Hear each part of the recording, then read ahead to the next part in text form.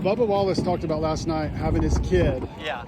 for the first time at a race, and he got emotional. So you were with your little guy there on pit road right before it. So talk to me about how special it is to have him with you on this. It is literally everything. To be honest, the reason why I went back racing was because of my son. As weird as that sounds, I was literally holding him in the hospital bed, like the day he was born, and I was thinking like, oh my, like who is my son gonna grow up thinking that his dad is? Because like everything I had done was in the past, right? Like I was kind of not retired, but doing different things, and I wanted him to grow up seeing me like work really hard and strive for something, and so that's why I said, you know what, I'm going back racing, but I'm going NASCAR racing, which I'd never done, you know what I mean? So kind of threw myself off the deep end because of him, but you know, I'm loving it, and I love having them here.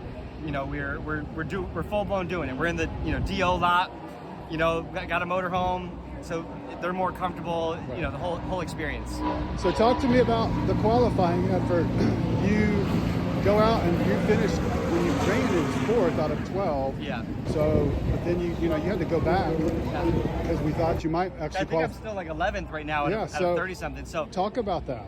You know, I was so nervous, to be honest. Like not getting to run practice yesterday. Like I'm still so new at this that I still sometimes have the feeling that like I don't even know which one the gas pedal is. Honestly, where I'll get in and I'll be like, what am I doing? Like how do you shift? I don't even remember how to shift. And as odd as it sounds, so I went into it and I was thinking that my heart was going like 200 miles an hour. But as soon as I went, I was like, oh, okay, yeah, I know what I'm doing. I did make what I thought were 2 mistakes that were going to cost me. I was trying to flip the alternator off, but it was a little far, and I veered off the wall, and I had to go back. But when you do that, like you're scrubbing speed, right? Any little minute movement. But I have to say that my team has done such an awesome job in the offseason, right? You know, I think nobody considers me or this team a contender, and we are excited throughout the year to prove that we've definitely stepped up our game. You know what I mean? So, hi, buddy. So that's important. So you ran full-time in the ARCA Menard Series in 2023. What is it like doing this? You're stepping up to a much bigger stage with the trucks. What does it feel like going into this first race of the season? What are the nerves like? I mean, I'm obviously nervous for Daytona in general. Even if I was doing the ARCA race, it doesn't matter if I was doing a Miata race here at Daytona. Like, it's just nerve-wracking because you know that 20 people are going to be in the infield care center before it's over, right? Yeah. And it's not up to you. Yeah.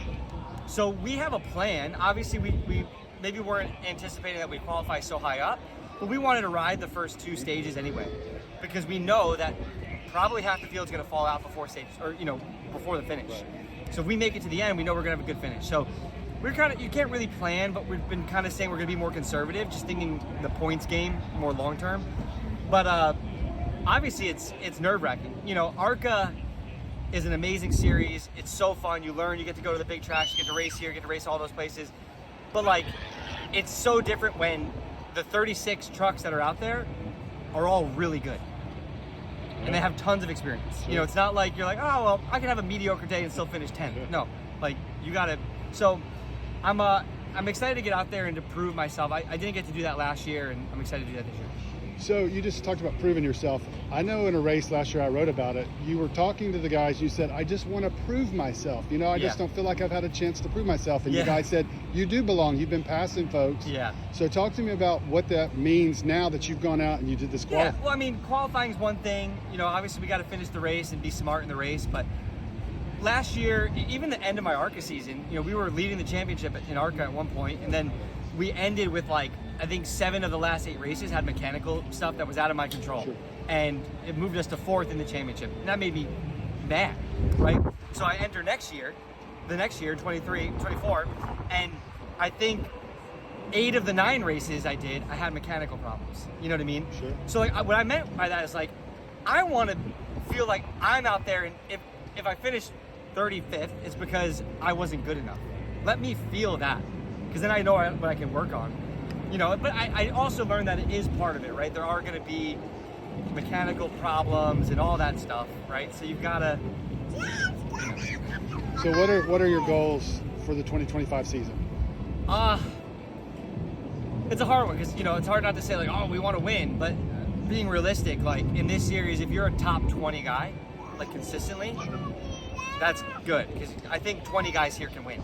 You know what I mean? Yeah. So that's what my goal is. But what I really want is just I want us to exceed expectations. I don't know if there are any expectations for the team and for me right now, but we've been working so hard in the offseason together, and I've had more time to prepare with them than I've ever had with a team.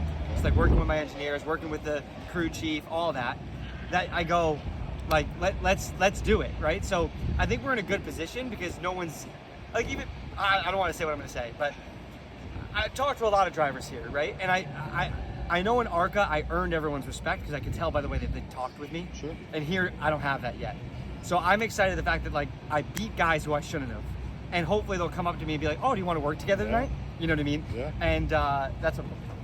So last question. So you've announced that you're going to be doing the Malcolm in the Middle reboot. So I'm really curious what that looks like for your schedule with shooting and racing. How do you? It's going to be hard, but they've been awesome with working around my racing schedule, which, like, normally there's no way like any show would ever work around, like, oh yeah, go be a race car driver, you know. But I was doing this before they greenlit it.